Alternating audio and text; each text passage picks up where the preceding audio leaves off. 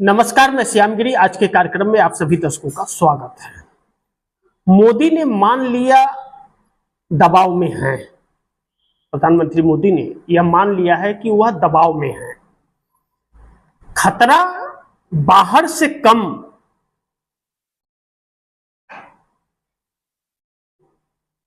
ज्यादा अंदर है बीजेपी के। खतरा मोदी सरकार को बाहर से ज्यादा अंदर से भारतीय जनता पार्टी के हैं। अब आप दर्शक यह गणित जरा समझिए, बहुत जरूरी है। कई बार मैंने आप दर्शकों को खबरों में बताया कि आरएसएस के 20 से 25 सांसद आरएसएस से ताल्लुकात रखने वाले जो भारतीय जनता पार्टी के अंदर है, वह मोदी को प्राइम मिनिस्टर नहीं देखना चाहते। मोदी जो राज्यसभा के जरिए राजशाहियों को, प्रशासनिक अधिकारियों को मंत्री बना करके ला करके रखे हुए हैं, उससे वह नाखुश है। और जो वर्षों से भारतीय जनता पार्टी को सत्ता के मुकाम तक पहुंचाने के लिए मेहनत करते रहे, उसको दूर करके रखे हैं, तो वह नाखुश है। और नरेंद्र मोदी को वह हटाना चाहते हैं, अमित शाह को हटाना चाहते हैं, अपना हिस्सेदारी चाहते हैं, तो वह नाराज हैं और वह इस्तीफा देने तक के लिए तैयार हो गए थे। अब तो यह कहा जा रहा है कि 17 सितंबर से पहले नरेंद्र मोदी को कुर्सी से हटा दिया जाएगा। बहुत सारी समस्याएं नरेंद्र मोदी के सामने आकर के खड़ी हो गई हैं। अमेरिका ने भी 50% टैरिफ का नोटिफिकेशन निकाल दिया, लागू हो गया 50% टैरिफ। अब स्थिति हमारे देश की चरमरा गई है, किसी भी तरह से संभाल में नहीं आ रहा है। लेकिन एनडीए गठबंधन में भी मतभेद बढ़ने लगा एनडीए गठबंधन के अंदर। अब जरा इसे समझने का प्रयास कीजिए कि एनडीए गठबंधन के अंदर चंद्रबाबू नायडू हो या नीतीश कुमार हो। नीतीश कुमार बिहार से दिल्ली भाग करके आए। राहुल गांधी ने वह जनसैलाब सड़कों पर ला दिया है कि नीतीश कुमार को अपने राजनीतिक करियर का अंत एकदम सड़क पर दिख रहा है और एनडीए गठबंधन का अंत सड़क पर दिख रहा है, क्योंकि नरेंद्र मोदी ने एनडीए गठबंधन का कहीं ना कहीं पिंडदान कर दिया अपने स्वार्थ के लिए। पूरे एनडीए गठबंधन के जितने नेता हैं, सब तबाही के मंजर से गुजर रहे हैं इस वक्त।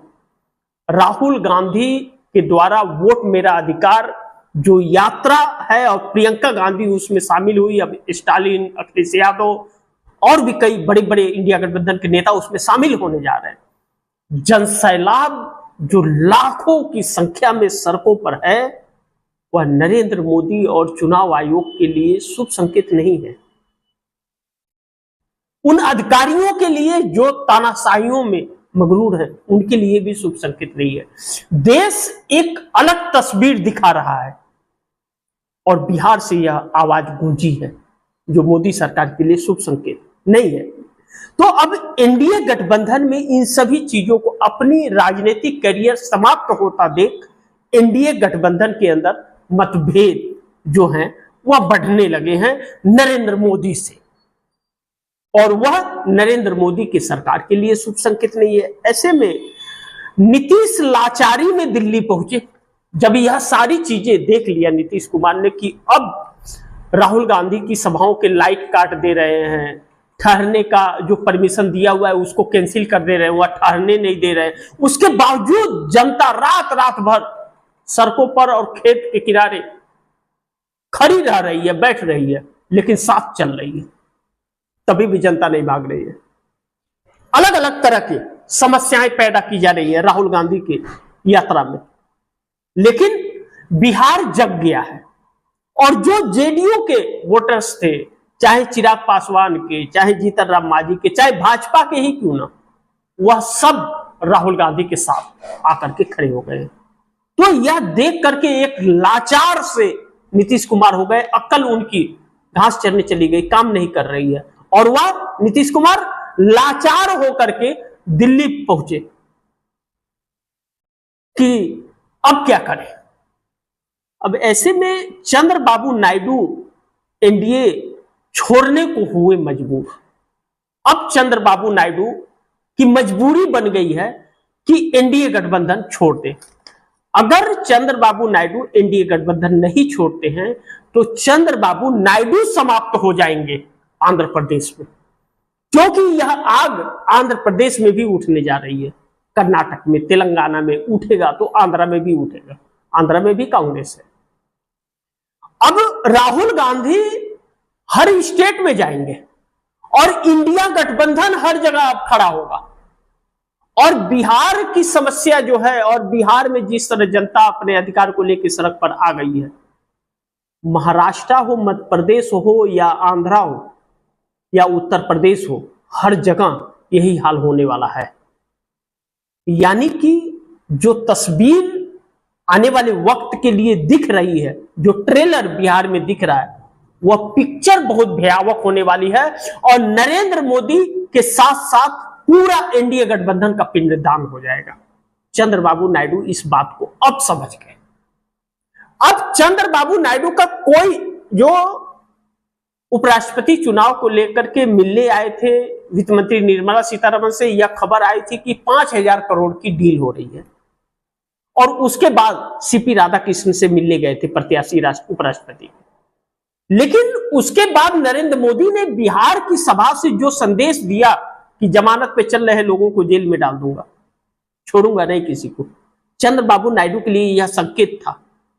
और चंद्रबाबू नायडू ने अपना मूड बदल दिया। और चंद्रबाबू नायडू इस वक्त मोदी के साथ नहीं है, यह निश्चित है। और चंद्रबाबू नायडू अब इतने मजबूर हो रहे हैं एनडीए छोड़ने के लिए, जिसके बारे में व्याख्या नहीं की जा सकती। अनिल अंबानी के घर पे छापा डलवाना। अनिल अंबानी चंद्रबाबू नायडू के बहुत नजदीकी दोस्त हैं, सालों के। उनके घर पर छापा पड़वाना नरेंद्र मोदी ने अपने पैर पर कुल्हाड़ी मार ली। लेकिन उसी के साथ साथ मुकेश अंबानी के बेटे का जो बनतारा है, बनतारा पर जांच शुरू होना, नरेंद्र मोदी ने अपनी सत्ता को अपने हाथों से उखाड़ फेंका है। क्योंकि अब अंबानी परिवार नरेंद्र मोदी को इतनी आसानी से नहीं छोड़ेगा। मैंने 1-2 दिन पीछे मैंने एक खबर चलाई थी कि मुकेश अंबानी के संपर्क में 140 सांसद, और 2025 समाप्त होते होते या तो अंबानी बचेंगे या नरेंद्र मोदी बचेंगे, या तो अंबानी जेल चले जाएंगे या नरेंद्र मोदी सत्ता से चले जाएंगे। मैंने यह बताया था आप दर्शकों को। अब यह चीजें सच साबित होती हुई नजर आ रही है। अब ऐसे में जब चंद्रबाबू नायडू एनडीए गठबंधन छोड़ने को मजबूर हो गए हैं, तो सुप्रीम कोर्ट से भी टूट गया उम्मीद फैसले का कि इंसाफ मिलेगा। क्योंकि सुप्रीम कोर्ट किसी भी जगह उम्मीदों पर, इस देश की जनता की उम्मीदों पर खड़ा नजर नहीं आ रहा है। वह कहीं न कहीं एक तरफ पक्षपात करता हुआ उसके फैसले नजर आ रहे हैं, जो इस देश को शुभ संकेत नहीं दे रहे। किसी ने सोचा नहीं था कि सुप्रीम कोर्ट जैसी संस्था इस हद तक आ जाएगी, और सुप्रीम कोर्ट जैसी संस्था जो संघी आरएसएस के और सरकार की पिठलग्गू बन जाएगी। इसका मतलब आरएसएस इस देश के लिए बहुत घातक साबित हो रहा है।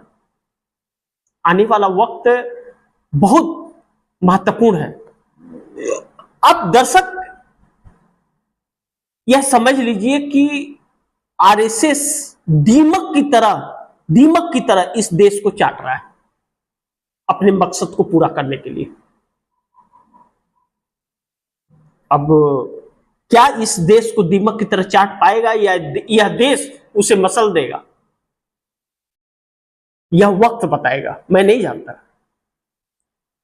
हालात हर कुछ करवा देते हैं, लेकिन सुप्रीम कोर्ट सब कुछ देखते हुए भी चुप, बिहार में जनसैलाब एसआईआर के खिलाफ उतर गया है, वोट चोरी के खिलाफ। मोदी की सरकार गैर कानूनी सरकार, वोट डकैती करके बनी हुई सरकार, राहुल गांधी के कहे अनुसार। उसके बाद भी सुप्रीम कोर्ट को दिखाई नहीं दे रहा है।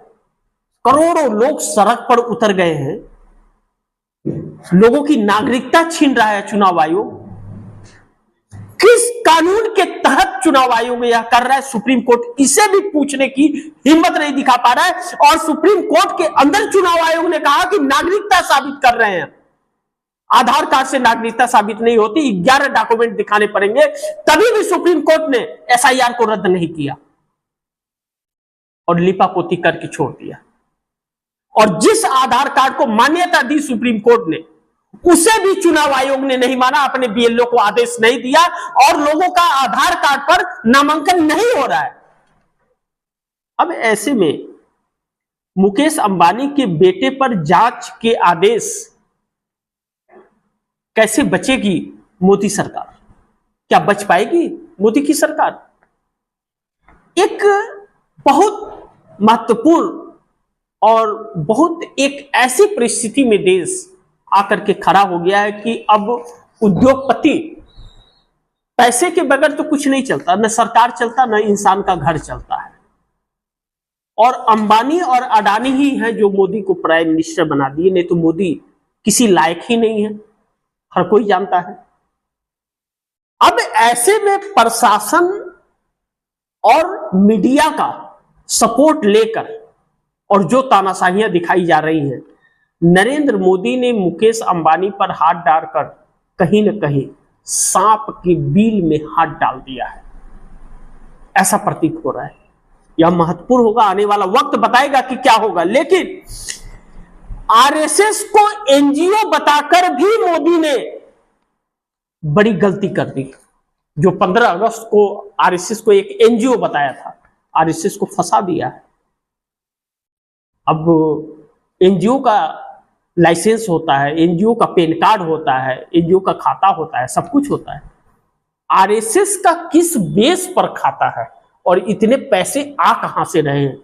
लाखों करोड़ों उसके पास, जिसका कोई एक पैन कार्ड तक नहीं है, कोई रजिस्टर्ड संस्था नहीं है। और 100 साल पूरे होने के बाद आरएसएस जिस तरह से कार्य कर रहा है, वह बहुत एक देश को भी डराता है, क्योंकि उसके जो भी कार्य रहे हैं वह इस देश के हित में नहीं रहे। लेकिन नरेंद्र मोदी लाल किले से आरएसएस का गुणगान गाते रहे। अब कहा जा रहा है कि आरएसएस इंडिया गठबंधन के लोगों से भी संपर्क साध रहा है। सोचिए क्यों? क्या मोदी सरकार को गिरा करके इंडिया गठबंधन को समर्थन करेंगे 20-25 सांसद उसके आरएसएस के? ऐसा कुछ है? या मोदी के हटाने के बाद सपोर्ट चाहिए, या उपराष्ट्रपति चुनाव के लिए सपोर्ट मांग रहा है आरएसएस? किस लिए? इंडिया गठबंधन के लोगों से क्यों?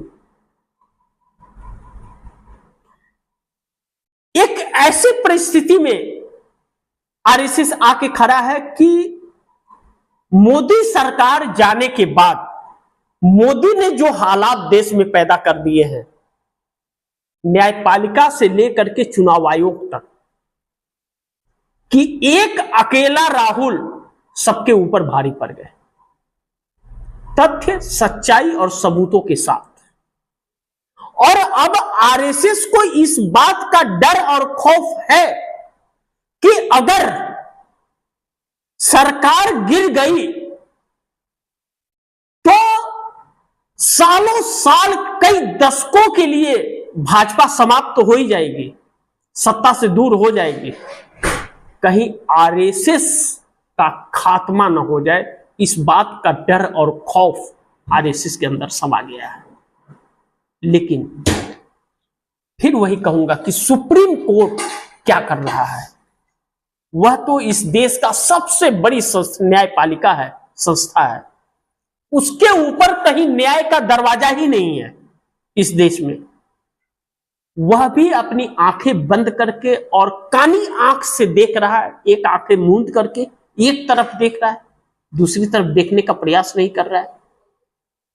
कहीं ऐसा तो नहीं कि इस देश को बांग्लादेश और श्रीलंका बनने पर मजबूर किया जा रहा है। भगवान न करे कि ऐसा हो, क्योंकि वह दिन अगर ऐसा हुआ तो वह दिन इस देश के लिए सबसे बड़ा काला दिन होगा। वक्त बताएगा और इन नेताओं को समझ लेना चाहिए। इंदिरा गांधी ने इमरजेंसी लगाई थी, लेकिन ऐसे हालात उस इमरजेंसी में नहीं थे।